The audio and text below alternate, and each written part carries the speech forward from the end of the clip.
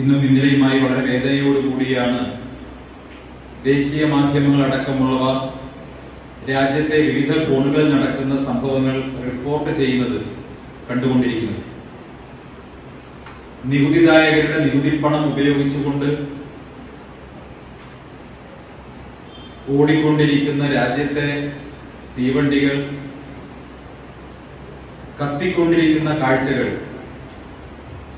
അക്രമാസക്തരായ യുവാക്കളുടെ കൂട്ടം, മുഖം മൂടിയിട്ട യുവാക്കളുടെ കൂട്ടം അക്രമോത്സുകരായി രാജ്യത്തെമ്പാടും പല നഗരങ്ങളിലും റെയിൽവേ സ്റ്റേഷനുകൾ ആക്രമിക്കുന്നതും തീവണ്ടികൾ കത്തിക്കുന്നതും പോലീസ് സ്റ്റേഷൻ കത്തിക്കുന്നതും ഒക്കെയായ കാഴ്ചകൾ മാധ്യമങ്ങളിലൂടെ കാണുമ്പോൾ വളരെയധികം ഹൃദയവേദന ഓരോ രാജ്യത്തിലേക്കും തോന്നുക സ്വാഭാവികമാണ്. പ്രതിഷേധിക്കാനും എതിർക്കാനും ഒക്കെ നമ്മുടെ നാട്ടിൽ എല്ലാവർക്കും അവകാശമുണ്ട്. പ്രതിഷേധിക്കാനുള്ള അവകാശങ്ങളെയൊന്നും ആരും തടസ്സപ്പെടുത്തുന്നില്ല. സർക്കാരിന്റെ ഏതെങ്കിലും പുതിയ പരിപാടികളെ, നയങ്ങളെ വിമർശിക്കാൻ എല്ലാവർക്കും അവകാശമുണ്ട്. അതിനെതിരായി നിയമ നടപടികൾ സ്വീകരിക്കാനുള്ള ധാരാളം സ്കോപ്പ് നമ്മുടെ രാജ്യത്തുണ്ട്. നിയമപരമായി നമ്മുടെ നാട്ടിൽ എന്തിനേയും ഏതിനേയും ചോദ്യം ചെയ്യാൻ കഴിയുന്ന സാഹചര്യമുണ്ട്. ഹൈക്കോടതി മുതൽ സുപ്രീം കോടതി വരെയുള്ള നിരവധി നിയമപരമായിട്ടുള്ള കടമ്പകൾ, സാധ്യതകൾ പ്രതിഷേധിക്കുന്നവരുടെ മുന്നിലുണ്ട്.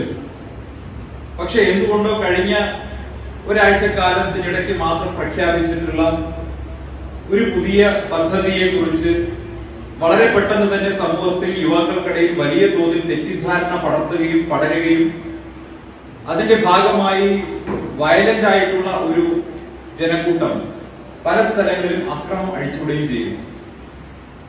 ഈ അക്രമത്തിന്റെ സ്വഭാവവും അതിന്റെ രീതിയും അതിന്റെ രീതിശാസ്ത്രവും കാണുമ്പോൾ സ്വാഭാവികമായും നമ്മുടെ മനസ്സിൽ ഉയരുന്ന സംശയം, ഇത് ആരൊക്കെയോ ഓർക്കസ്ട്രേറ്റ് ചെയ്തിട്ടുള്ള ഒരു കലാപശ്രമമാണോ എന്ന് സ്വാഭാവികമായും തോന്നിപ്പോവുകയാണ്.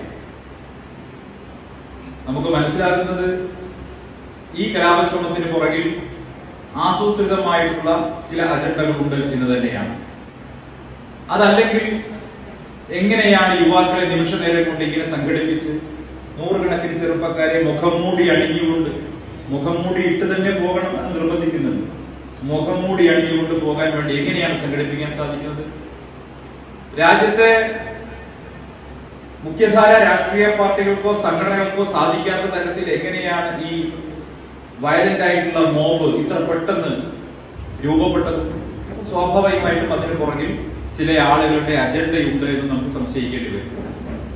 ഈ അഗ്നിപഥ് പദ്ധതിയെ എതിർക്കുന്നവരുടെ പശ്ചാത്തലവും അവരുടെ ബിസിനസ്സും എന്താണെന്ന് പരിശോധിച്ചാൽ തന്നെ ഇങ്ങനെ യുവാക്കളെ സംഘടിപ്പിച്ചതിന് പുറകിൽ ആരാണ് എന്ന് നമുക്ക് ഏകദേശം ഒരു സൂചന ലഭിക്കും. നമ്മുടെ സൈന്യത്തിലേക്കുള്ള റിക്രൂട്ട്മെന്റ് എന്ന് പറയുന്നത് പല ഭാഗങ്ങളും വലിയൊരു ബിസിനസ്സാണ്. പരിശീലനം നൽകുക, സൈന്യത്തിലേക്ക് ചേരാനുള്ള പരിശീലനം നൽകുക, ഇതൊരു വലിയ ബിസിനസ്സായി കൊണ്ടു നടക്കുന്ന ഒട്ടേറെ സ്ഥാപനങ്ങൾ നമ്മുടെ രാജ്യത്തുണ്ട്. ഞാൻ ആളുകളുടെ പേരൊന്നും എടുത്തു പറയാൻ ആഗ്രഹിക്കുന്നില്ല. പക്ഷേ കേരളം മുതൽ രാജ്യത്തിന്റെ മറ്റു ഭാഗങ്ങളിലുള്ള ആളുകൾ വരെ ഇതിനെ എതിർക്കുന്ന പ്രധാനപ്പെട്ട ആളുകൾക്ക് മുഴുവൻ സൈനിക റിക്രൂട്ട്മെന്റ്, സൈനിക പരിശീലന കേന്ദ്രങ്ങൾ സ്വന്തമായിട്ടുള്ളവരാണ് എന്ന കാര്യം നമ്മൾ വിസ്മരിച്ചുകൂടാ.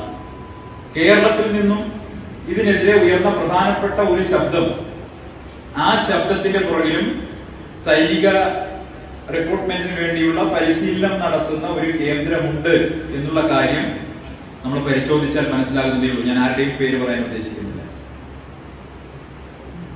രാജ്യത്തെ പ്രതിപക്ഷം ഈ ഒരു വിഷയം കിട്ടിയ ഉടനെ രാഹുൽ ഗാന്ധിയും പ്രിയങ്ക ഗാന്ധിയും സോണിയാഗാന്ധിയും ഒക്കെ ചാടി വീഴുകയാണ്. ഇന്ന് കേരളത്തിലെ ഒരു യുവ MP, രാജ്യസഭാ MP ഡൽഹിയിൽ പോയി നടത്തിയ സമരത്തിന്റെ ദൃശ്യങ്ങൾ നിങ്ങൾ കണ്ടിട്ടുണ്ടാകും.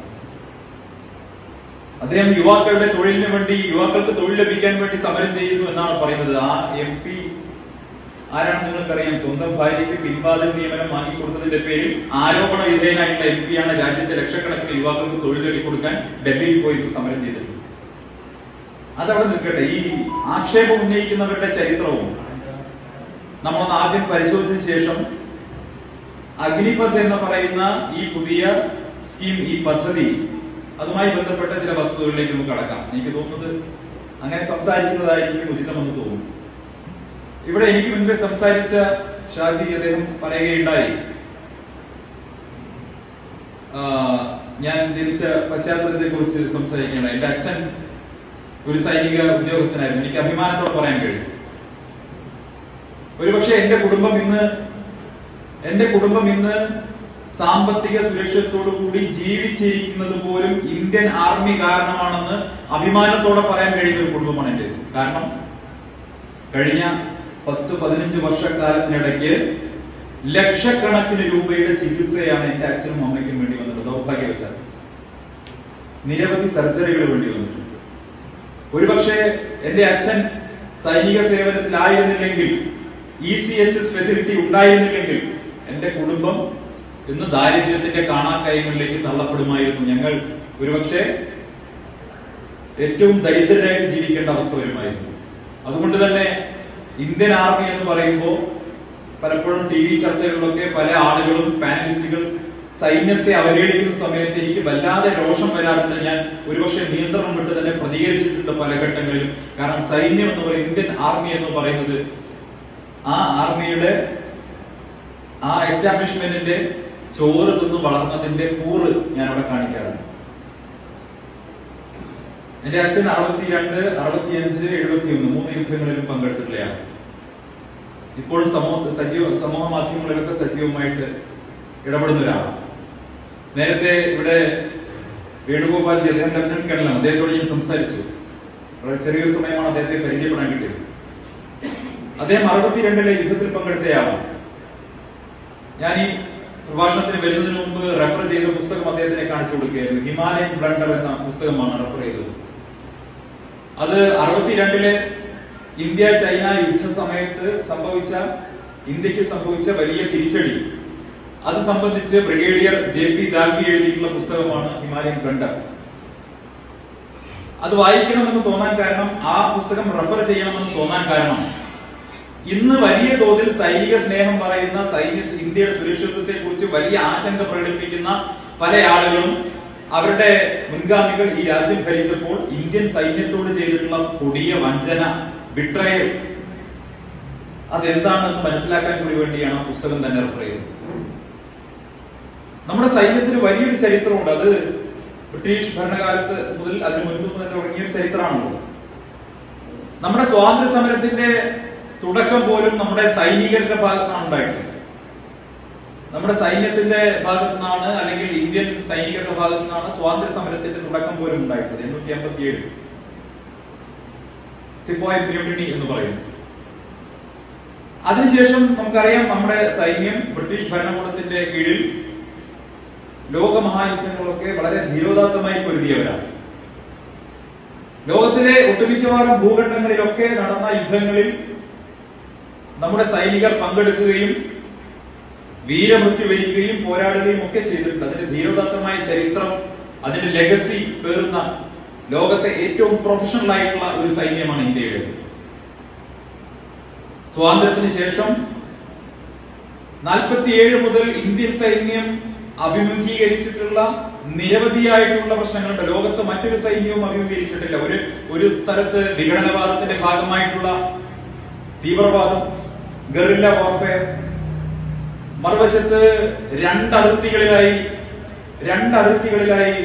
ശത്രു രാജ്യങ്ങളുടെ സാന്നിധ്യം, അവർ പലതവണ ഇന്ത്യയെ ആക്രമിച്ചത്, ഔദ്യോഗികമായും അനൌദ്യോഗികവുമായിട്ടുള്ള യുദ്ധങ്ങൾ, ഏറ്റവും ഫ്രണ്ട്ലി ആയിട്ടുള്ള ഒരു രാജ്യം, ഏറ്റവും സ്നേഹത്തോടെ കഴിയുന്ന ഒരു രാജ്യത്തേക്ക് രാഷ്ട്രീയ സമ്മർദ്ദത്തിന്റെ ഫലമായി അവിടെ സമാധാനം ഉണ്ടാക്കാൻ കടന്നുപോയി ആയുധമെടുക്കാൻ കഴിയാതെ നിരായുധരായി അവിടുത്തെ ഗറില്ലകളുടെ ഇടയിലും അതല്ലെങ്കിൽ അവിടുത്തെ സൈന്യത്തിനിടെ അവിടുത്തെ ജനങ്ങൾക്കിടയിലും പെട്ട് ബുദ്ധിമുട്ടേണ്ടി വന്നൊരു സാഹചര്യം, ശ്രീലങ്കയിലെ സാഹചര്യം നമുക്കറിയാം, IPAKF ഉണ്ടായ സാഹചര്യം നമുക്കറിയാം. ഇന്ത്യൻ സൈന്യത്തോളം ലോകത്ത് വ്യത്യസ്തമായിട്ടുള്ള ടെറൈനുകളിൽ, വ്യത്യസ്തമായിട്ടുള്ള സാഹചര്യങ്ങളിൽ യുദ്ധം ചെയ്തിട്ടുള്ള, സമാധാനം ഉണ്ടാക്കാൻ പ്രയത്നിച്ചിട്ടുള്ള മറ്റൊരു സൈന്യം ലോകത്തുണ്ടാവില്ല. അത് രാജ്യത്തൊരു അപകടം സംഭവിച്ചാൽ, ഒരു പ്രകൃതി ദുരന്തമുണ്ടായാൽ, പ്രളയമുണ്ടായാൽ, ഭൂകമ്പമുണ്ടായാൽ, മലമ്പുഴയിലെ മലമുകളിൽ ഏതെങ്കിലും ഒരുത്തൻ രാത്രി പോയി കയറിയിരുന്നാൽ അവനെ രക്ഷിക്കാൻ മുതൽ ഇന്ത്യ ഒരു കുഴൽക്കിണറിനകത്ത് ഒരു കൊച്ചു കുഞ്ഞ് വീണാൽ പോലും രക്ഷിക്കാൻ അവിടെ ഇന്ത്യൻ സൈന്യം വേണം എന്ന അവസ്ഥയാണ്. അതുകൊണ്ട് തന്നെയാണ് ഞാൻ പറയുന്നത്, ഒരു വശത്ത് നമ്മൾ ഗറില്ല വാർഫെയറിനെ നേരിടുന്നു, തീവ്രവാദികളുടെ ചാവേർ ആക്രമണങ്ങളെ നേരിടുന്നു, അത് ഇന്ത്യൻ സൈന്യം നേരിടുന്നു. മറുവശത്ത് ലോകത്ത് ഒരു സൈന്യത്തിനും ചെയ്യേണ്ടാത്ത വിധം ഏറ്റവും അപകടകരമായിട്ടുള്ള ഹിമാലയൻ സാനുക്കളിൽ അതല്ലെങ്കിൽ സിയാച്ചിനിൽ -डिग्री മനുഷ്യന് ജീവിക്കാൻ സാധ്യമല്ലാത്ത സ്ഥലങ്ങളിൽ ഇന്ത്യൻ സൈന്യത്തിന് പോരാടേണ്ടി വരുന്നു.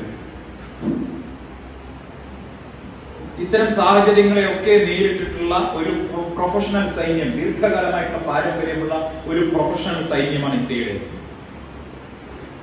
പക്ഷെ 47 ശേഷം, സ്വാതന്ത്ര്യം ലഭിച്ചതിന് ശേഷം ഈ സൈന്യത്തോട് മാറി മാറി വന്ന നമ്മുടെ സർക്കാരുകൾ സ്വീകരിച്ച സമീപനം എന്താണെന്ന് കൂടി ആദ്യം പറയേണ്ടി വരും.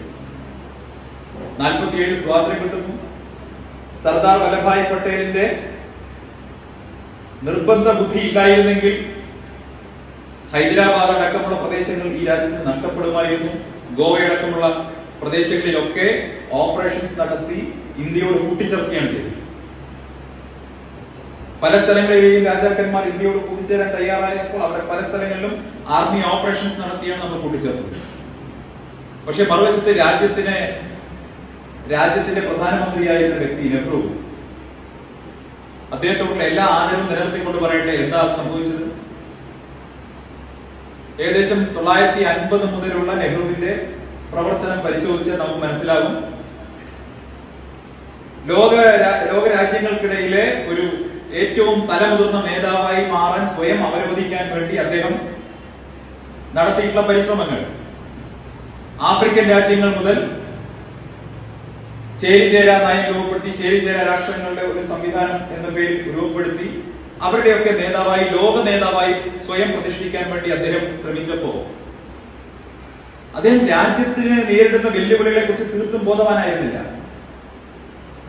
ചൈനയോട് അമിതമായിട്ടുള്ള വിധേയത്വം അദ്ദേഹം കാണിച്ചു, അന്ധമായിട്ടുള്ള സൗഹൃദം കാണിച്ചു. ചൈന ഒരിക്കലും തന്നെ ചതിക്കില്ല എന്ന് അദ്ദേഹം വിശ്വസിച്ചു. നമ്മുടെ സൈന്യത്തെ ഏകദേശം 10 വർഷക്കാലം, 50 മുതൽ 60, 62 വരെയുള്ള കാലം, 10-12 വർഷക്കാലം ആ സൈന്യത്തെ അന്നത്തെ സ്ഥിതിക്ക് അനുസരിച്ച് മോഡേണൈസ് ചെയ്യാനോ ആ സൈന്യത്തിന് വേണ്ട ആയുധങ്ങൾ കൊടുക്കാനോ ഏതെങ്കിലും തരത്തിലെ മാറ്റങ്ങൾ കൊണ്ടുവരാനോ ഒന്നും തന്നെ അന്നത്തെ നെഹ്റു ഗവൺമെന്റ് ശ്രമിച്ചില്ല എന്നുള്ളതാണ് വസ്തുത. ഒരുപക്ഷെ ടിബറ്റിലേക്ക് ചൈന കടന്നു കയറിയ സമയത്ത് അതിനെതിരെ പ്രതികരിക്കാൻ പോലും നെഹ്റു തയ്യാറായില്ല. ഇന്ത്യയുടെ സുരക്ഷ എല്ലാ കാലത്തും ടിബറ്റ് എന്ന് പറയുന്ന രാജ്യത്തിന്റെ സ്വതന്ത്രമായിട്ടുള്ള നിലനിൽപ്പായിരുന്നു. പക്ഷേ ആ ടിബറ്റിലേക്ക് ചൈന കടന്നു കയറിയപ്പോ അതിനെതിരെ പ്രതികരിക്കാൻ പോലും നെഹ്റു തയ്യാറായില്ല. ചൈനയോടുള്ള വിധേയത്വം, UN സെക്യൂരിറ്റി കൗൺസിലിൽ ഇന്ത്യക്ക് സ്ഥിരാംഗത്വം വാഗ്ദാനം ചെയ്യപ്പെട്ടപ്പോ അതുപോലും വെള്ളിത്തളികയിൽ കൊണ്ടുപോയി ചൈനയ്ക്ക് കൊണ്ടുപോയി വെച്ചു കൊടുത്തു നെഹ്റു. അങ്ങനെ രാജ്യത്തിന്റെ സുരക്ഷ സംബന്ധിച്ച് തന്റെ വ്യക്തിപരമായിട്ടുള്ള പ്രതിച്ഛായ ഊട്ടിയുറപ്പിക്കാൻ വേണ്ടി രാജ്യത്തിന്റെ സുരക്ഷയെ തന്നെ ബലി കഴിക്കുന്ന സമീപനം ഇന്ത്യയുടെ പ്രഥമ പ്രധാനമന്ത്രി നെഹ്റു ചെയ്തപ്പോ നമ്മുടെ സൈന്യത്തിന്റെ സംവിധാനങ്ങളുമൊക്കെ അതീവ ദുർബലമായി തീർന്നു.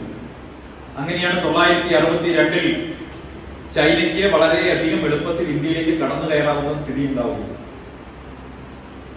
ഒരുപക്ഷെ നെഹ്റുവിന്റെ ജീവിതത്തിലെ ഏറ്റവും വലിയ അദ്ദേഹത്തിന്റെ മരണം വരെ എത്തുന്ന ചില സംഭവങ്ങൾ പിന്നീട് നടക്കുന്നുണ്ട്.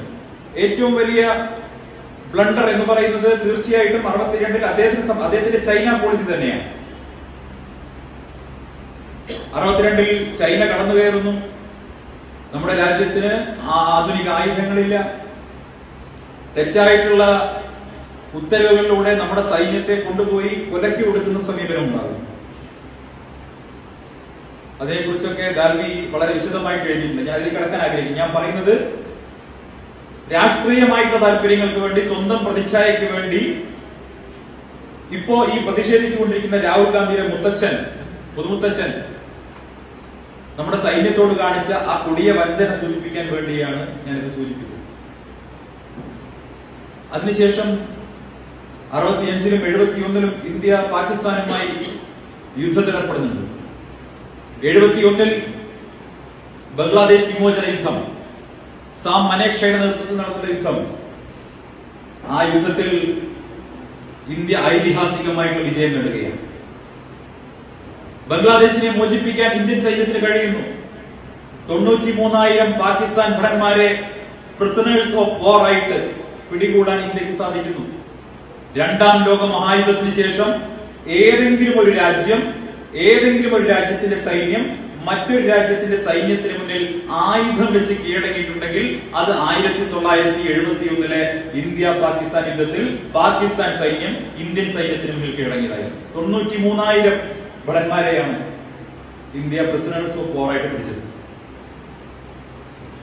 71 രാജ്യത്തിന് അഭിമാനകരമായിട്ടുള്ള വലിയ വിജയം, ഇന്ത്യയുടെ ആത്മാഭിമാനം ഉയർത്തിയിട്ടുള്ള, ഇന്ത്യൻ പൗരന്റെ ആത്മവിശ്വാസം ഉയർത്തിയ ആ വിജയം നേടിത്തന്ന ഇന്ത്യൻ സൈന്യത്തിന് ഈ രാഹുൽ ഗാന്ധിയുടെ മുത്തശ്ശി കൊടുത്ത സമ്മാനം എന്തായിരുന്നു? ഇന്ദിരാഗാന്ധി കൊടുത്ത സമ്മാനം എന്തായിരുന്നു?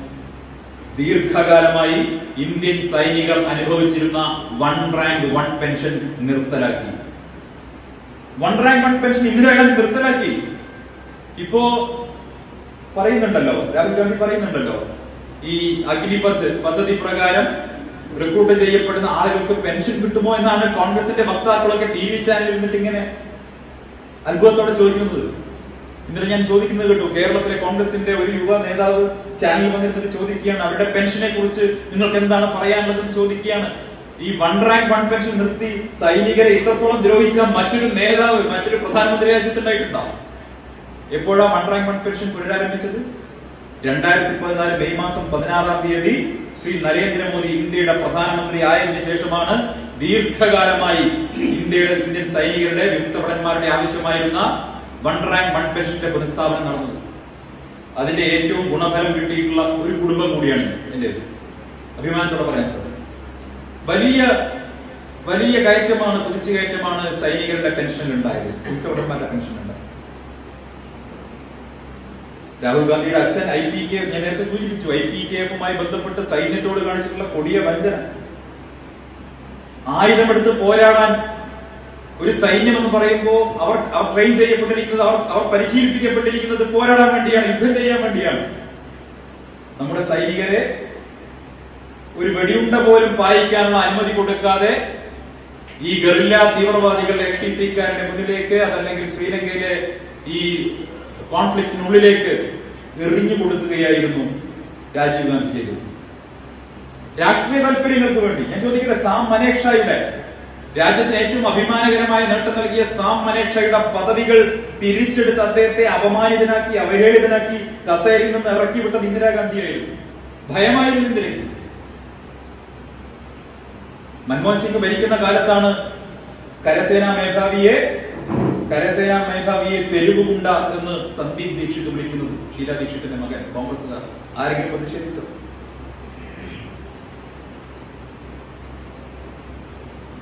ഈ രാജ്യത്ത് സൈനികർക്ക് നേരെ അക്രമം നടക്കുന്ന സമയത്ത്, തീവ്രവാദി ആക്രമണങ്ങൾ നടക്കുന്ന സമയത്ത് 2014 മുമ്പ് എന്തായിരുന്നു അവസ്ഥ? നമുക്ക് ഓർമ്മയില്ലേ? AK ആന്റണി പ്രതിരോധ മന്ത്രിയായിരിക്കുന്ന സമയത്ത് പാകിസ്ഥാനിൽ നിന്ന് കടന്നു വന്ന തീവ്രവാദികൾ ഉറങ്ങിക്കിടന്ന ഇന്ത്യൻ സൈനികരുടെ തലയെടുത്ത് കൊണ്ടുപോയപ്പോ പാർലമെന്റിനകത്ത് ശ്രീ AK ആന്റണി എങ്ങനെയാ പ്രതികരിച്ച് അദ്ദേഹം പറഞ്ഞു, പാകിസ്ഥാന്റെ സൈനിക വേഷം ധരിച്ച ചിലർ എന്ന് പറഞ്ഞ് ആ സംഭവത്തെ ലഘൂകരിച്ച് കാണാൻ ശ്രമിച്ചു, വെള്ളപൂശാൻ ശ്രമിച്ചു, പാകിസ്ഥാനെ വെള്ളപൂശാൻ ശ്രമിച്ചു. ഒരു തിരിച്ചടി കൊടുക്കാൻ പോലും ഇന്ത്യൻ സൈന്യത്തിന് ഒരു ഉത്തരവ് നൽകാൻ ഇവർ തയ്യാറായില്ല. 2014 മെയ് മാസം 16-ാം തീയതിക്ക് ശേഷം നരേന്ദ്രമോദി അധികാരത്തിൽ വന്നതിന് ശേഷമാണ് ഇന്ത്യൻ സൈന്യത്തിന് തിരിച്ചടിക്കാനുള്ള ഒരു അനുമതിയും ആവശ്യമില്ല എന്ന് അവരോട് ആദ്യമായി പറഞ്ഞു. ഡൽഹിയിൽ നിന്ന് ഉത്തരവ് വരാൻ വേണ്ടി നിങ്ങൾ കാത്തിരിക്കേണ്ട, ഇങ്ങോട്ട് വെടിയുണ്ട വന്നാൽ തിരിച്ച് പീരങ്കി ഉണ്ട അയക്കണമെന്നുള്ള നിർദ്ദേശമാണ് ഡൽഹിയിൽ നിന്ന് കൊടുത്തത്. കാത്തിരിക്കേണ്ടതില്ല. അതിന്റെ ഭാഗമായിട്ടാണ് നമ്മൾ കണ്ടു സർജിക്കൽ സ്ട്രൈക്കും ബലാക്കോട്ടിലെ എയർ സ്ട്രൈക്കും ഒക്കെ നമ്മൾ കണ്ടു. രാജ്യത്തെ സൈന്യത്തിന്റെ മുറയിൽ വലിയ തോതിൽ ഉയർത്താൻ ശ്രീ നരേന്ദ്രമോദിയുടെ നേതൃത്വത്തിൽ സാധിച്ചു. ഇപ്പൊ ഏറ്റവും പുതിയ ഈ പദ്ധതി അഗ്നിപഥ് എന്ന രീതിയിൽ കൊണ്ടുവന്നപ്പോ വലിയ വിമർശനങ്ങളാണ്. ഇതെന്തോ നരേന്ദ്രമോദി പുതിയൊരു പദ്ധതി കൊണ്ടുവന്നത് പോലെയാണ് പറയുന്നത്. വാസ്തവത്തിൽ അങ്ങനെയല്ല. നമ്മുടെ രാജ്യത്ത് 62-ലാണെങ്കിലും 65-ലാണെങ്കിലും 71-ലാണെങ്കിലും യുദ്ധങ്ങൾക്ക് ശേഷം വളരെ പെട്ടെന്ന് എമർജൻസി കമ്മീഷൻ എന്ന് പറഞ്ഞ് വളരെ ചുരുങ്ങിയ കാലത്തേക്ക് സൈനിക ഉദ്യോഗസ്ഥർ വരുന്നതും സൈന്യത്തിൽ ആളുകൾ ചേരുന്നതും പോകുന്നതും ഒക്കെ അത് ആ കാലഘട്ടത്തിൽ സംഭവിച്ചിട്ടുള്ളതാണ്. 89 മുതൽ ഈ സൈന്യത്തിന്റെ നവീകരണവുമായി ബന്ധപ്പെട്ട് നിരവധി കമ്മീഷനുകൾ ഉണ്ടായിട്ടുണ്ട്, പഠനങ്ങൾ ഉണ്ടായിട്ടുണ്ട്. 99-ൽ കാർഗിൽ യുദ്ധത്തിന് ശേഷം വളരെ വിപുലമായ രീതിയിൽ ഒരു പഠനം നടക്കുകയുണ്ടായി. അതിൽ കണ്ടെത്തിയിട്ടുള്ള കാര്യം നമ്മുടെ സൈന്യത്തിന്റെ പ്രായം കുറയ്ക്കണം എന്നുള്ളതാണ്. നമ്മുടെ സൈന്യത്തിന്റെ പ്രായം കുറയ്ക്കണം. നമ്മുടെ രാജ്യം യുവാക്കളുടെ രാജ്യമാണ്. ഏകദേശം 60% ജനങ്ങൾ 35 വയസ്സ് പ്രായമുള്ളവർ ജീവിക്കുന്ന ഒരു രാജ്യമാണ് ഇന്ത്യയിൽ. നമ്മുടെ സൈന്യത്തിന്റെ ആവറേജ് പ്രായം എന്ന് പറയുന്നത് 32 വയസ്സാണ്. പക്ഷെ ലോകത്തെ പ്രധാനപ്പെട്ട സൈന്യങ്ങളുടെ ഒക്കെ ആവറേജ് പ്രായം എന്ന് പറയുന്നത് 25 വയസ്സും 26 വയസ്സും. ലോകത്തെ പ്രധാനപ്പെട്ട രാജ്യങ്ങളുടെ മുഴുവൻ സൈന്യത്തിന്റെ ആവറേജ് പ്രായം എന്ന് പറയുന്നത് 25 വയസ്സും 26 വയസ്സും. നമ്മുടെ രാജ്യത്തിന്റെ സൈന്യത്തിന്റെ പ്രായം മാത്രം 32 വയസ്സാണ് ആവറേജ് പ്രായം. അത് കുറയ്ക്കണമെന്നാണ് കാർഗിലുമായി ബന്ധപ്പെട്ട് പഠനം നടത്തിയ കമ്മിറ്റികളൊക്കെ കണ്ടെത്തിയത്. 2016 ഒരു എക്സ്പെർട്ട് കമ്മിറ്റിയെ നിയോഗിക്കുകയുണ്ടായി. ആ എക്സ്പെർട്ട് കമ്മിറ്റിയുടെ റിപ്പോർട്ടിലും പറയുന്നത് രാജ്യത്ത് സൈന്യത്തിന് യുവത്വം ആവശ്യമുണ്ട്. ആ യുവത്വം കൊണ്ടുവരാൻ വേണ്ട നടപടികൾ അടിയന്തരമായി സ്വീകരിക്കണം. അതിന്റെ ഭാഗമായിട്ടാണ് കഴിഞ്ഞ 2 വർഷക്കാലമായി നിരന്തരമായി ഇതുമായി ബന്ധപ്പെട്ട ചർച്ചകൾ നടന്നതിന്റെ അടിസ്ഥാനത്തിലാണ് ഇന്ത്യൻ സൈന്യത്തിന്റെ ആവശ്യപ്രകാരമാണ് ഈ പുതിയ പദ്ധതി പ്രഖ്യാപിക്കപ്പെട്ടത്. അത് അഗ്നിപഥ് എന്ന പേരിൽ പ്രഖ്യാപിക്കുന്നു. അതിന്റെ സാമ്പത്തിക വശങ്ങളിലേക്കൊക്കെ വരാം. ഈ പദ്ധതി പ്രഖ്യാപിക്കപ്പെട്ടപ്പോ നമ്മൾ മനസ്സിലാക്കേണ്ട ഒരു കാര്യം, ഇപ്പോ ലോകത്ത് നടന്നുകൊണ്ടിരിക്കുന്ന ഒരു യുദ്ധം, അത് റഷ്യ-ഉക്രൈൻ യുദ്ധമാണ്. മാസങ്ങളായിട്ട് റഷ്യ യുദ്ധം ചെയ്യുകയാണ്. നമ്മൾ യുദ്ധം തുടങ്ങുമ്പോൾ എന്താ കരുതിയിരുന്നത്? ഒരൊറ്റ ആഴ്ച കൊണ്ട് റഷ്യൻ സൈന്യം, ലോകത്തെ ഏറ്റവും പ്രധാനപ്പെട്ട ഏറ്റവും കൂടുതൽ ആൾ ശക്തിയുള്ള സൈന്യം, ഒരൊറ്റ ആഴ്ച കൊണ്ട് ഉക്രൈനെ തവിട് പൊടിയാക്കി ഉക്രൈൻ കീഴടക്കുമെന്നാണ് എല്ലാവരും പ്രതീക്ഷിച്ചത്. പക്ഷെ രണ്ടാം ലോക മഹായുദ്ധത്തിന് ശേഷം ഏറ്റവും കൂടുതൽ സൈനികരുള്ള, വൻ ശക്തികളായിട്ടുള്ള സൈനികരുള്ള പല സൂപ്പർ പവറുകളും ചെറിയ രാജ്യങ്ങളുടെ മുന്നിൽ പരാജയപ്പെട്ടിട്ടുള്ള നിരവധി ഉദാഹരണങ്ങൾ നമുക്ക് കാണാൻ സാധിക്കും. പരാജയം എന്ന് പറയുമ്പോൾ അവർക്ക് വിജയിക്കാൻ കഴിയാതെ പോകുന്ന സാഹചര്യം. അമേരിക്കയ്ക്ക് വിയറ്റ്നാമിൽ വിജയിക്കാൻ കഴിയാതെ പോയി. റഷ്യക്ക്, സോവിയറ്റ് യൂണിയന് അഫ്ഗാനിസ്ഥാനിൽ വിജയിക്കാൻ കഴിയാതെ പോയി. അമേരിക്കയ്ക്ക് പോലും അഫ്ഗാനിസ്ഥാനിൽ കാലുറപ്പിച്ച് നിൽക്കാൻ കഴിയില്ല. ഇറാഖിൽ നിന്ന് അവർക്ക് പെട്ടെന്ന് പോരേണ്ടി വന്നു. പൂർണ്ണമായും വിജയിക്കാൻ ലോകത്തെ ഒരു സൂപ്പർ പവറിനും രണ്ടാം ലോക മഹായുദ്ധത്തിന് ശേഷം സാധിച്ചിട്ടില്ല. അപ്പോ ആർമിയുടെ സൈസിലല്ല, ആർമിയുടെ എണ്ണത്തിലല്ല കാര്യം, മറിച്ച് ആർമിയുടെ ഗുണത്തിലാണ് കാര്യം എന്നുള്ളതാണ് ആധുനിക സൈനിക തന്ത്രങ്ങൾ പറയുന്നത്. ആധുനിക സൈനിക വിദഗ്ധർ പറയുന്നത് അങ്ങനെയാണ്. എണ്ണത്തിലല്ല കാര്യം, ഗുണത്തിലാണ് കാര്യം. അതുകൊണ്ട് തന്നെ ഇന്ത്യൻ സൈന്യത്തിന്റെ ക്വാളിറ്റി കൂട്ടാനാണ് ആദ്യമായിട്ട് ശ്രമിക്കേണ്ടതെന്നാണ് ഇതുമായി ബന്ധപ്പെട്ട് പഠനം നടത്തിയ മുഴുവൻ ആളുകളും പറയുന്നത്. ആദ്യമേ ഒരു കാര്യം പറയട്ടെ, Indian army, Indian armed forces എന്ന് പറയുന്നത് തൊഴിൽ നൽകാനുള്ള ഒരു സംവിധാനമല്ല. തൊഴിൽ നൽകാൻ വേണ്ടി രൂപപ്പെടുത്തിയിട്ടുള്ള സംവിധാനമല്ല, മറിച്ച് ഈ രാജ്യത്തെ സംരക്ഷിക്കാൻ, ഈ രാജ്യത്തിന്റെ അതിർത്തികൾ സംരക്ഷിക്കാൻ, ഈ രാജ്യത്തിന് സുരക്ഷിതത്വം നൽകാൻ വേണ്ടിയുള്ള സംവിധാനമാണ്. ഇതൊരു പക്ഷേ മറ്റ് പൊതുമേഖലാ സ്ഥാപനങ്ങളെയൊക്കെ നമുക്ക് വേണമെങ്കിൽ തൊഴിൽ നൽകാൻ വേണ്ടി കൂടിയുള്ള സംവിധാനങ്ങളായിട്ട് വ്യാഖ്യാനിക്കാം. റെയിൽവേ, KSRTC, അതല്ലെങ്കിൽ മറ്റ് അല്ല, തൊഴിലുമായി ബന്ധപ്പെട്ട ആളുകൾ തൊഴിൽ കൊടുക്കാൻ വേണ്ടി പല സ്ഥാപനങ്ങളും നടത്തുന്ന ഒരു രാജ്യമാണ് നമ്മുടെ. പക്ഷേ ഇന്ത്യൻ ആംഡ് ഫോഴ്സസ് എന്ന് പറയുന്നത് തൊഴിൽ കൊടുക്കാൻ വേണ്ടി ഉദ്ദേശിക്കുന്നതല്ല, മറിച്ച് രാജ്യത്തിന്റെ സുരക്ഷയാണ് പരമപ്രധാനം. അതുകൊണ്ട് തന്നെ ഇന്ത്യൻ സൈന്യത്തെ മെലിഞ്ഞതും എന്നാൽ ആരോഗ്യമുള്ളതുമായി നിലനിർത്തേണ്ട സാഹചര്യമുണ്ട്. ഇന്ത്യൻ സൈന്യത്തിന്റെ എണ്ണം കുറച്ചുകൊണ്ട് ആ സൈന്യത്തിന്റെ ഗുണം വർദ്ധിപ്പിക്കണമെന്നാണ് ദീർഘകാലമായിട്ട് സൈനിക രംഗത്തെ വിദഗ്ധർക്ക് അഭിപ്രായപ്പെട്ടത്. 1. 2, ഇന്ത്യൻ സൈന്യത്തെ യുവത്വമുള്ളതാക്കി മാറ്റണം. അതിനുവേണ്ടിയുള്ള നടപടിക്രമങ്ങളാണ് ഇപ്പോൾ തുടങ്ങിയിട്ടുള്ളത്. യുവത്വമുള്ളതാക്കി മാറ്റാൻ ഈ അഗ്നിപഥ് സ്കീമിൽ 17.5 വയസ്സിൽ യുവാക്കൾ ചേരുന്ന സമയത്ത് 21 വയസ്സിൽ അവർ ആ സ്കീമിൽ നിന്ന് പുറത്തു വരുന്നു. ഇവിടെയാണ് വലിയ വാദപ്രതിവാദങ്ങളൊക്കെ നടക്കുന്നത്. ഈ സ്കീം നടപ്പാക്കുന്നതിന് മുമ്പ് നമ്മുടെ സൈനിക കേന്ദ്രങ്ങൾ ലോകത്തെ വിവിധ രാഷ്ട്രങ്ങളിൽ സമാനമായി നടക്കുന്ന ഇത്തരം പദ്ധതികളെ കുറിച്ച് ആഴത്തിൽ പഠിച്ച ശേഷമാണ് ഈ പദ്ധതി നടപ്പാക്കിയിട്ടുള്ളത്. America, Israel, Germany, China, Russia ഉൾപ്പെടെയുള്ള ലോകത്തെ പ്രധാനപ്പെട്ട സൈനിക ശക്തികൾ മുഴുവൻ സമാനമായിട്ടുള്ള രീതിയിലുള്ള സ്കീമുകൾ നടപ്പാക്കിയിട്ടുണ്ട്. പക്ഷെ ഇന്ത്യൻ സാഹചര്യത്തിൽ ഇന്ത്യൻ സൈന്യത്തിന് ഉതകുന്ന രീതിയിലുള്ള ഒരു പദ്ധതിയാണ് ഇവിടെ നടപ്പാക്കിയത്. ഒരു കമ്പാരിറ്റീവ് സ്റ്റഡി നടത്തിയാൽ മറ്റു രാജ്യങ്ങളിൽ ഉള്ളതിനേക്കാൾ നല്ല ഒരു സ്കീമാണ് ഇവിടെ നടപ്പാക്കിയതെന്ന് കാണാൻ കഴിയും. 17.5 വയസ്സിൽ ഈ അഗ്നിപഥ് സ്കീമിൽ ചേരുന്ന ഒരു ചെറുപ്പക്കാരന് 21 വയസ്സാകുമ്പോഴേക്ക് ഏകദേശം ഒരു വർഷം തുടക്കം ആദ്യ വർഷം കിട്ടാൻ പോകുന്നത് ഏകദേശം 4.25 ലക്ഷം രൂപയാണ്. അത് 4-ാം വർഷമാകുമ്പോൾ ഏകദേശം 6.92 ലക്ഷം വരെ.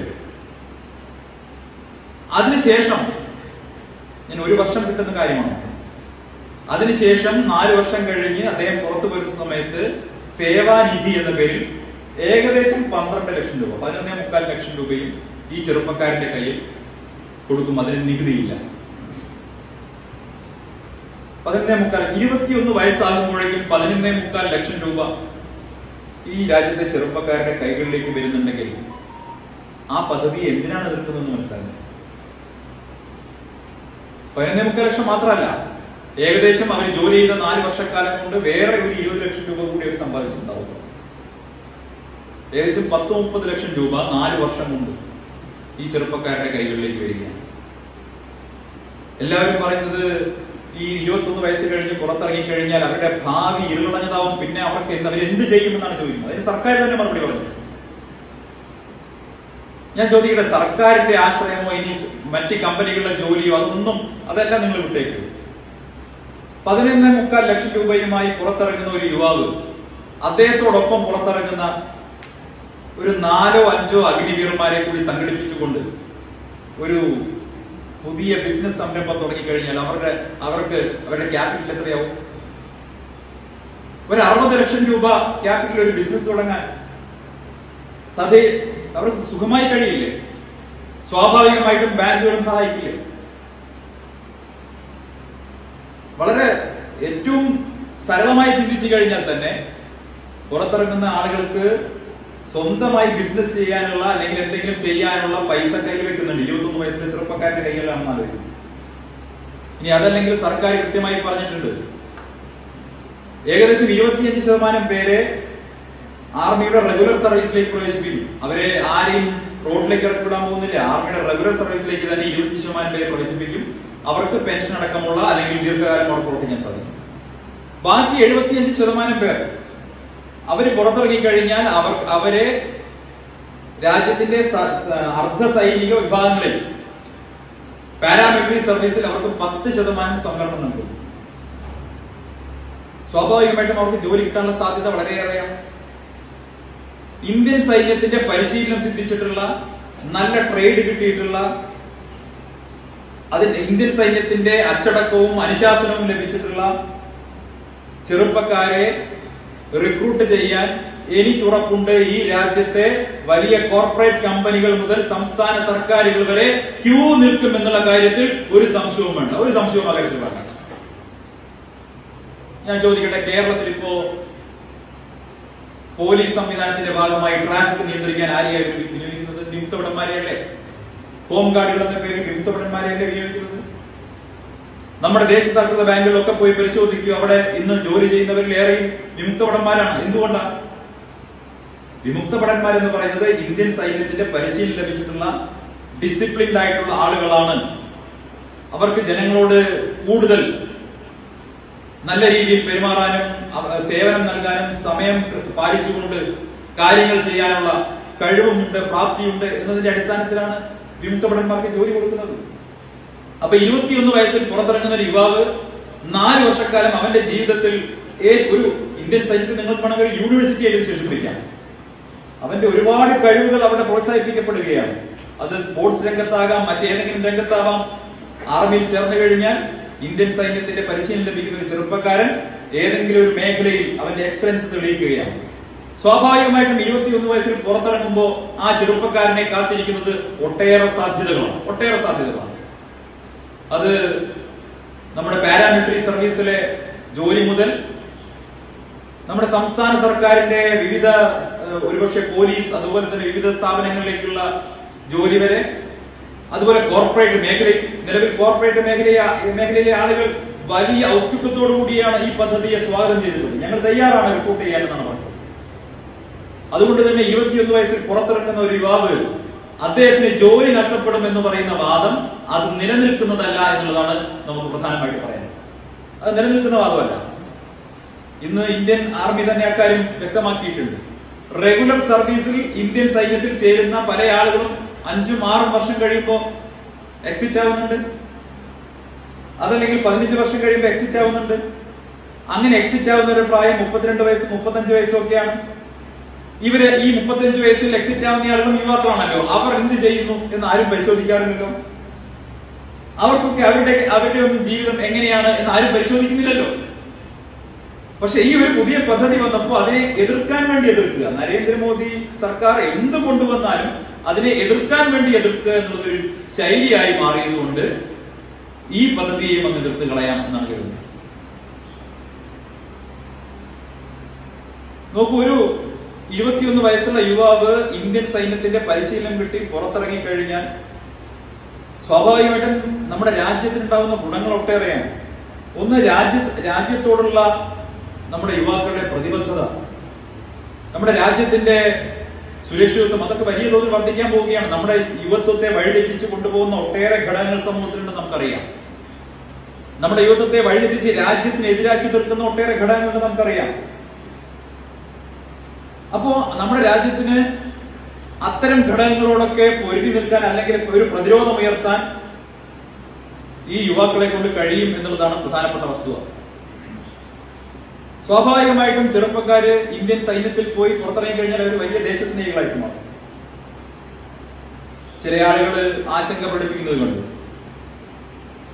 സൈന്യത്തിലേക്ക് ഈ ചില ആളുകൾ നുഴഞ്ഞു കയറിയാലോ എന്ന പേടി ട്വിറ്ററിൽ ആരോ ആശങ്ക പ്രകടിപ്പിച്ചതായിട്ടുണ്ടോ. അപ്പോ എന്റെ അച്ഛൻ തന്നെയാണ് എന്നോട് പറഞ്ഞത്, ആരോ മറുപടി ഇട്ടുണ്ടല്ലോ, നിങ്ങൾ അതൊന്ന് തിരിച്ചു ചിന്തിച്ചേരും.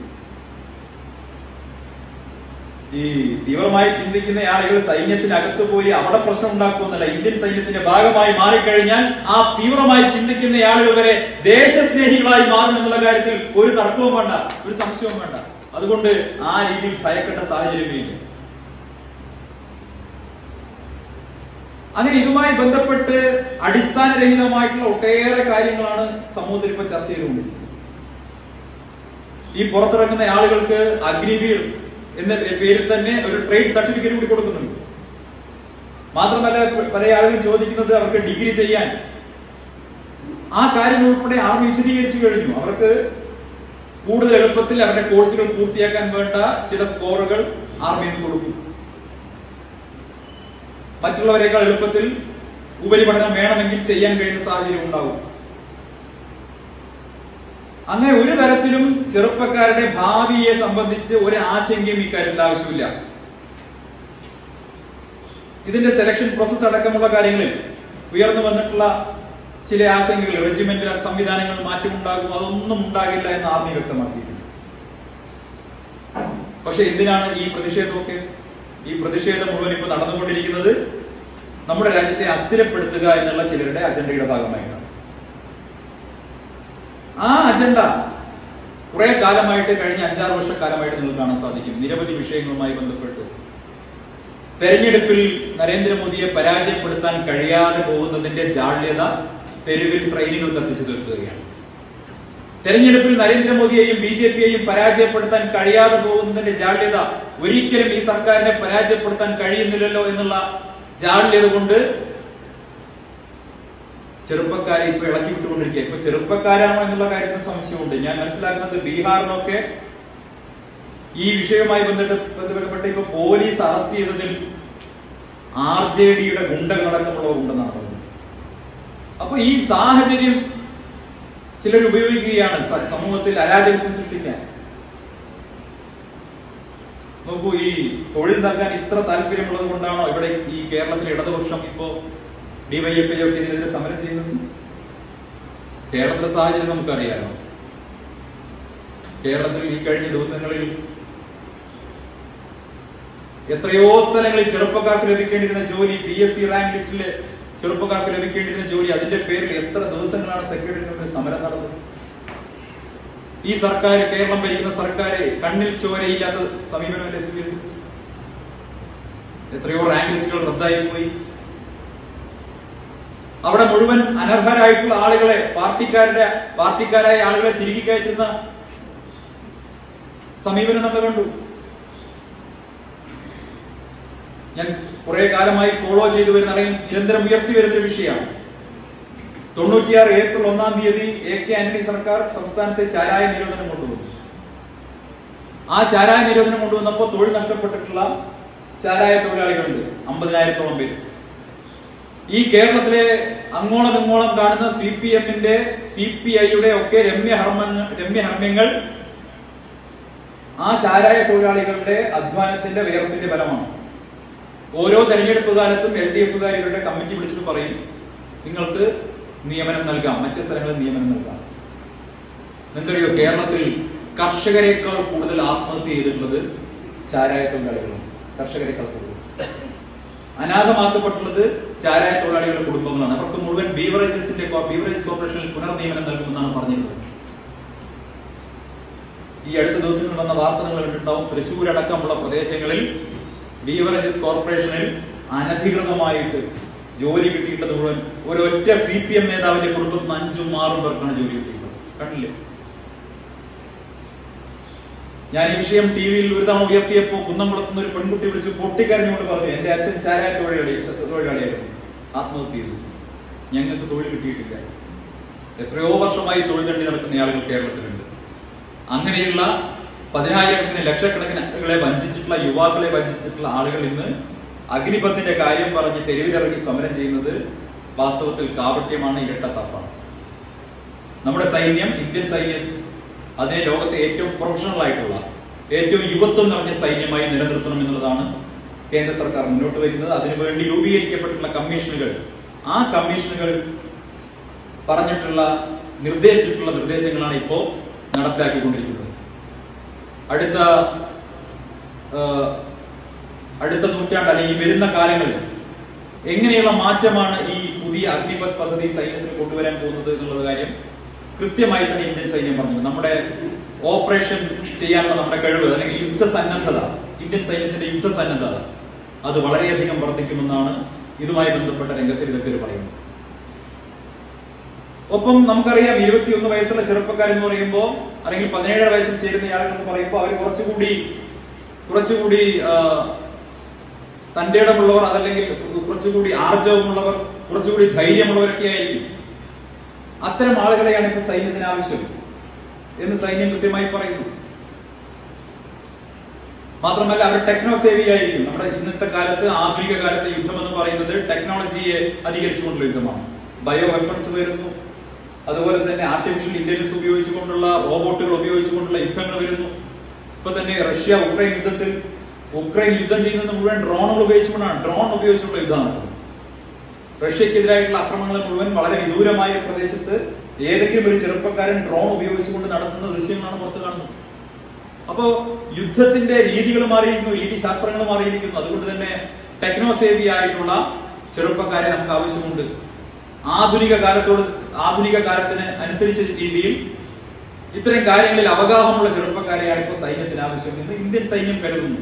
അതുകൊണ്ട് തന്നെയാണ് ഈ അഗ്നിപഥ് എന്ന പദ്ധതി, ആ പദ്ധതി നടപ്പിലാക്കാൻ വേണ്ടി ഇന്ത്യൻ സൈന്യം തീരുമാനിച്ചിട്ടുള്ളത്. തീർച്ചയായും ഇത് രാജ്യത്തെ സൈന്യത്തെ ആധുനികവൽക്കരിക്കാനുള്ള പരിശ്രമത്തിന്റെ ഭാഗമാണ്. ചില കാര്യങ്ങൾ കൂടി പറഞ്ഞ് അവസാനിപ്പിക്കാൻ ആഗ്രഹിക്കുകയാണ്. 2014 മെയ് മാസം 16-ാം തീയതി നരേന്ദ്രമോദി സർക്കാർ അധികാരത്തിൽ വരുന്നതിന് മുമ്പ് ഈ രാജ്യത്തെ സൈന്യത്തിന്റെ മോഡേണൈസേഷനുമായി ബന്ധപ്പെട്ട എല്ലാ ആവശ്യങ്ങളെയും നിരാകരിച്ചവരാണ് കോൺഗ്രസ്. 126 ഫൈറ്റർ ജെറ്റുകൾ വാങ്ങാനുള്ള നിർദ്ദേശം കാലങ്ങളായി UPA സർക്കാരിന്റെ കയ്യിൽ. എങ്ങനെയാ അത് ആ നിർദ്ദേശം മാത്രമായി, ഫയൽ മാത്രമായി ഉറങ്ങിയത്?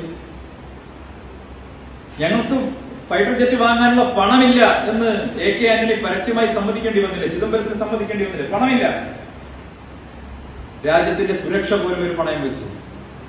ഇന്ത്യൻ ജവാന്മാർക്ക് ബുള്ളറ്റ് പ്രൂഫ് ജാക്കറ്റ് ഉണ്ടായിരുന്നില്ല. നരേന്ദ്രമോദി അധികാരത്തിൽ വന്നതിന് ശേഷമാണ് ഇന്ത്യൻ സൈന്യത്തിന്റെ സൈനികർക്ക് ബുള്ളറ്റ് പ്രൂഫ് ജാക്കറ്റ് വാങ്ങാൻ നിർദ്ദേശം നൽകിയത്. ആധുനികമായിട്ടുള്ള തോക്കുകൾ ഉണ്ടായിരുന്നില്ല. നമ്മളിവിടെ ഇന്റർ കോണ്ടിനെന്റൽ ബലാസ്റ്റിക് മിസൈൽ ഈ രാജ്യത്ത് ഉണ്ടാക്കും, പക്ഷേ ആധുനികമായിട്ടുള്ള തോക്കുകൾ ഈ രാജ്യത്ത് ഉണ്ടാക്കില്ല. ഇതായിരുന്നു അവസ്ഥ. ആത്മനിർഭർ ഭാരതിന്റെ ഭാഗമായി, മേക്ക് ഇൻ ഇന്ത്യയുടെ ഭാഗമായി ഡിഫൻസ് പ്രൊഡക്ഷൻ, ആ ഡിഫൻസ് പ്രൊഡക്ഷനിൽ വലിയ കുതിച്ചുകയറ്റം ഉണ്ടാക്കാൻ നരേന്ദ്രമോദി സർക്കാരിന് സാധിച്ചു. എല്ലാ ആയുധങ്ങളും വിദേശത്തിന് ഇറക്കുമതി ചെയ്യേണ്ട സാഹചര്യം ഉണ്ടായിരുന്ന ഇന്ത്യ ഇന്ന് ഡിഫൻസ് പ്രൊഡക്ഷനിൽ വളരെയധികം മുന്നോട്ട് പോവുകയാണ്. അവിടെ സ്വകാര്യ മേഖലയെ കൂടി സഹകരിപ്പിക്കുന്നു. ആയുധം ഇറക്കുമതി ചെയ്യുന്ന രാജ്യം എന്നുള്ള നിലയിൽ നിന്ന് ആയുധം കയറ്റുമതി ചെയ്യുന്ന രാജ്യമാക്കി ഇന്ത്യയെ മാറ്റാൻ വേണ്ടിയുള്ള പരിശ്രമത്തിലാണ്. ലോകത്ത് നമ്മുടെ ബഡ്ജറ്റിൽ വലിയൊരു ഭാഗവും മാറ്റിവെക്കുന്നത് ഈ ഡിഫൻസ് പ്രൊക്യൂർമെന്റിന് വേണ്ടിയിട്ടാണ്. ആ ഡിഫൻസ് പ്രൊക്യൂർമെന്റിന്റെ പേരിലാണ് രാജ്യത്ത് വലിയ അഴിമതികൾ നടന്നിട്ടുള്ളത്, ബോഫേഴ്സ് പോലെയുള്ള അഴിമതികൾ നടന്നിട്ടുള്ളത്. കൊത്രോച്ചി അങ്കിളൊക്കെ ഇന്ത്യയുടെ അധികാരത്തിന്റെ ഇടനാഴികളിൽ, ഡൽഹിയിലെ ലൂട്ടിയൻസ് ഇടനാഴികളിൽ നടന്നിരുന്ന കാലഘട്ടം നമുക്ക് ഓർമ്മയുണ്ടാകും. പക്ഷെ ഇന്ന് അത്തരം കൊത്രോച്ചിമാർക്കൊന്നും ഡൽഹിയിൽ ഒരു സ്ഥാനവുമില്ല എന്നുള്ളതാണ് നരേന്ദ്രമോദി സർക്കാരിന്റെ പ്രത്യേകത. ഈ രാജ്യത്തെ ഡിഫൻസ് പ്രൊക്യൂർമെന്റ് അടക്കമുള്ള കാര്യങ്ങളിൽ സുതാര്യമായിട്ടുള്ള ഇടപാടുകൾ നടത്തുന്നു.